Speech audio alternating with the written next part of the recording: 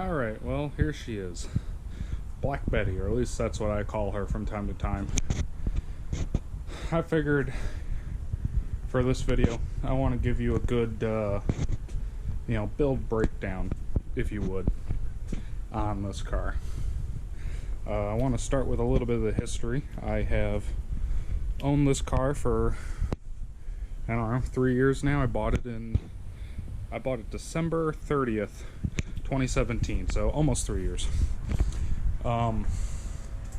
This car it either was purchased in Texas or it lived in Texas for a while. First owner put the cam in it and nothing else. Sold it at really low miles. Second owner his name's Ben Anderson. He works for 1320. He blew my mind because the dealership told me that it used to be owned by somebody from 1320. I was like, I don't believe you. Well, turns out it's true. He did a lot of work to it. He put bushings in the suspension, did the exhaust, put headers on it, that kind of deal. He sold at low miles, bought a Taurus SHO. The guy who got it after that, not a really important talking point. He just drove this car for about a year. And then I picked it up with 26,000 miles on the clock, if I'm not mistaken. 24, 26, something like that. So, let's start up front here with under the hood. Pretty plain Jane, simple stuff. Cold air intake, cold air inductions, cold air intake. I didn't put it on. Is it worth it? I don't know. My orange throttle body.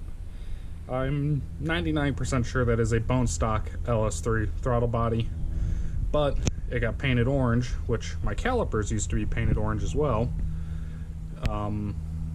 Funny thing is I got Arctic camo on the dash, and that all came from owner number one. He did all of that, and nobody knows why, and it's a really weird combo. You'll see when we get inside the car.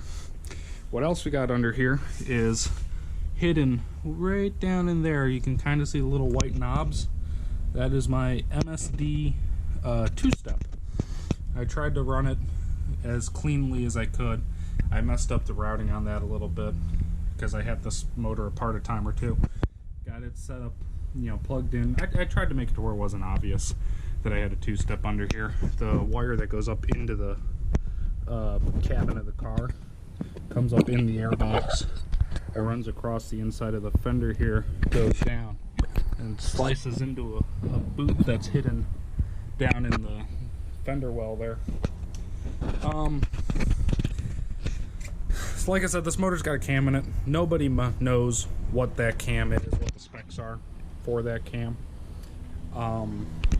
What I do know is that whoever spec'd out the valves, hey, that's not right. I got a popped off hose right there. Not a big deal, but it definitely is a deal. I'm gonna have to fix that. So, I wonder if that's why this car's been high idling. I might have just solved something. The valve springs that were put in with this cam were not up to snuff for the cam. They were upgraded valve springs because they were dual spring springs, but I broke a lot of the inner springs on them. And because of that, not knowingly, I actually ended up dropping my number one exhaust valve. Not completely out. One spring was still holding it, but it did. It kissed the piston and bent the valve. So I had to pull this whole thing down. It got new lifters put in it, Chevy Performance lifters put in it at that time. All my valve springs got replaced with Brian Tooley,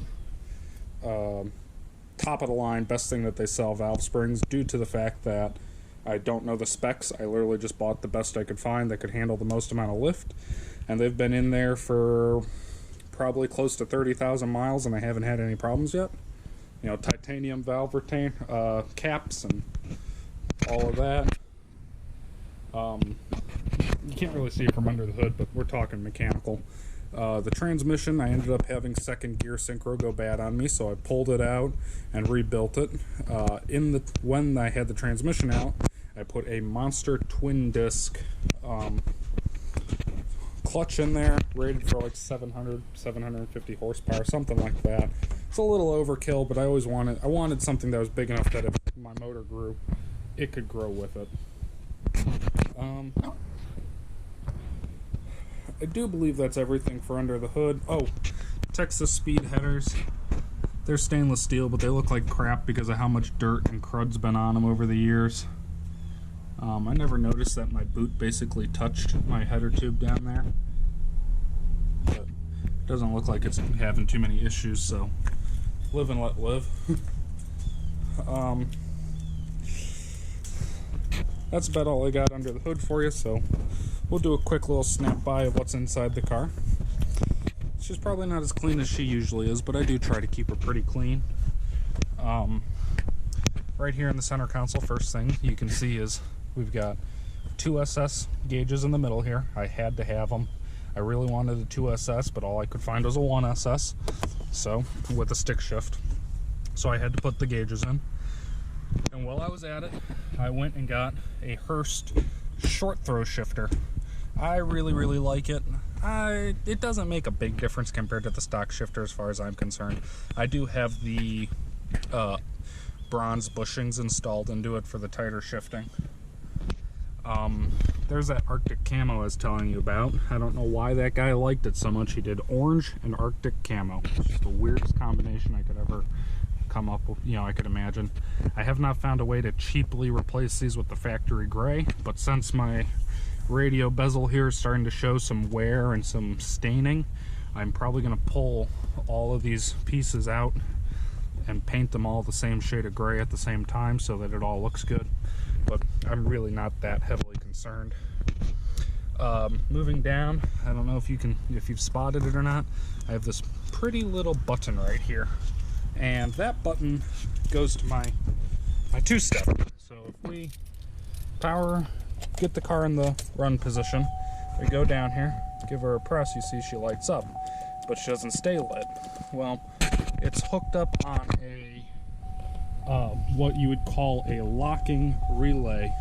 So when I press and hold the clutch and then hit the button, it stays lit until I slip. I'm sorry about that. It presses and stays lit until I slip the clutch, and then it comes off.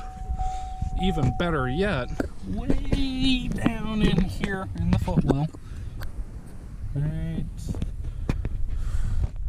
hell, I can't even see it.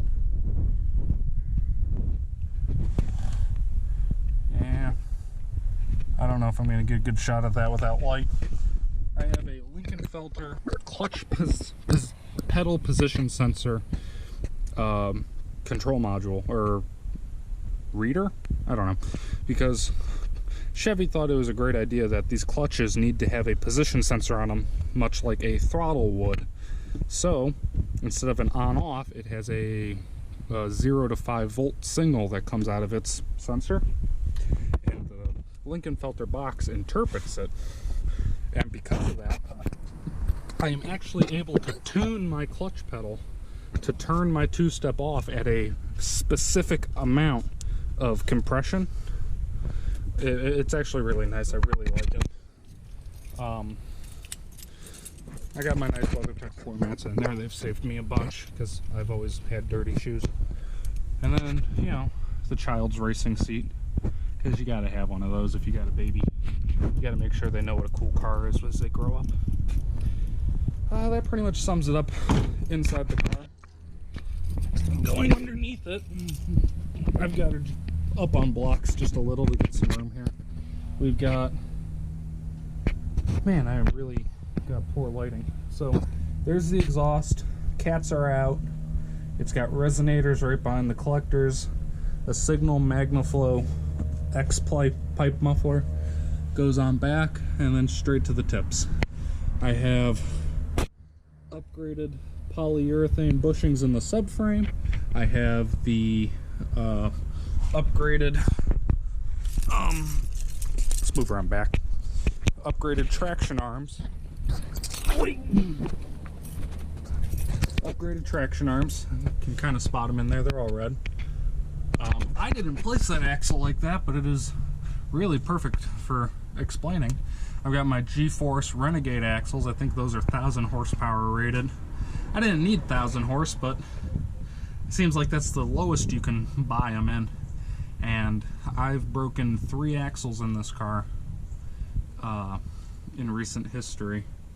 So that's what I ended up having to do. I went to buy some driveshaft shop axles, but they took so long getting them to me that I ended up canceling the order and going back to stock for a little while. And then I had a bunch of problems like that, so I ended up going G-Force because I was able to get them. I bought them through Summit Racing, and I was able to get them in 4 days because of that. And I paid the same price as if I had bought them straight from G-Force. The differential, I've got, it's up on poly bushings. I don't know if you can see the red in there. Also, it has recently been broken. The factory G80 limited slip still uses spider gears. Well, I exploded my spider gears, so this rear end has been upgraded with a Eaton True Track differential limited slip.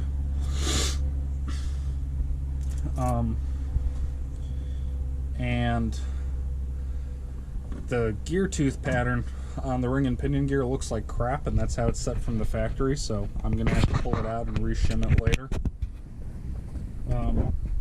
Last thing I think I got underneath this car is my charging port. I had to install that because it seems like now that I don't drive this car every day, I gotta constantly hook it up to a trickle charger or it will kill its battery. So I put this little port on here so that I wouldn't have to open the trunk and leave the trunk open to have it plugged in. Also makes it where I don't have to drag the cord across my paint to plug it in. So, and that was already a hole in the body of the trunk. It was like a rubber plug like this. I just popped it out and put that in, self-tapered it to hold it. Works real good. Oh, wheels and tires. That's actually a pretty big deal with this car. These are Bravado wheels. They're a subsidiary brand of Koenig, something like that, wheels. And in the front it is a 20 by 9.5, and in the rear I've got a 20 by 11. Front has a 275/40/20, which is the factory rear wheel size to this car, and then the rear is running a 315 35/20, so they're the same diameter, and that one's wide, real wide. Biggest thing that I think is important about this is these Continental tires. I run Continental Extreme Contact Sports. I love these tires. I've had them on here for quite a while. I've gone through a couple sets on the rear because, burnouts. But these front tires, I've only ever hydroplaned them once, and that was doing like 35 miles an hour through foot deep water, so there is no hope. Really great tire. So much sideways traction, so much straight line traction. I can't think of one that's better. Something I learned about after the fact is these valve stems. I had to upgrade to metal valve stems because I had broken like 4 of them just because of the centrifugal force of going so fast, over 100 miles an hour, was peeling them over with the weight of the sensor on the inside, the pressure sensor. It peeled them over enough that it actually tore the rubber. Also in this region, we've got my brake pads. You can't really see them super well. They are EBC Red Stuff brake pads. Really cuts down on the dust. Really like them. They stop real good. I've got some Stop Tech, I do believe, drilled and slotted rotors, and I more did that just because I was in the area. I think I warped a rotor, and so I just replaced them because I was in here. All 4 corners, same story. What are future plans for this car? First out, I've got so much money invested in the rear end of this car, just trying to get it to hold the 500 estimated horsepower that this engine makes, that it's actually taking the fun out of trying to make it faster. So I'm thinking end goal with this car is probably going to be put 390 gears, 391 gears, the ZL1 gears in the rear end, and then lower it a little bit, maybe put a chin splitter on it, and the Z28 spoiler, because I'm probably going to just set it up for like a street autocross kind of setup. That's why I bought these tires in the first place. I just happened to get into drag racing while owning this car, so it spent a lot of time on the drag strip because of it. But I think I'm going to just set her up for autocross due to the fact that it's economically more sound for me, very financially, much less burdening, I should say, because drag racing, I got to replace everything from parts inside the transmission all the way back to the axle shafts if I want it to hold any more power. Well, the axles themselves are fine, but the diff has to change, and that's real expensive. So that's really just thinking it's going to be a driver with a little bit of an autocross flair to it. But yeah, I think that's about all I got for this car. It's going to need paint someday. The clear coat's getting thin in some areas. I've polished it enough times. A lot of love bug damage on the front. Living in the state of Florida, you can't win. But yeah, that's it for this one. So I know I'm all sweaty, it's hot out here. So I'll catch y'all later. Remember, like, subscribe, do all that jazz, and I will hopefully have new videos coming soon. Got one in the works for my buddy Seth's Corvette, and I'm going to be making one on my crew cab, another introductory kind of build breakdown on the crew cab, just get you up to speed with what it's got going on. The Corvette, when we start working on it, that will be recorded, and that will be coming here to my shop so that I can really, get you some details on it. So that's what you have to look forward to. You got the Camaro, the crew cab, and the Corvette as the big projects. Might be doing a motor and a Blazer if I can convince them to change it sooner than later. So that's what's coming down the pipeline. Remember, like, subscribe. I'll catch y'all later.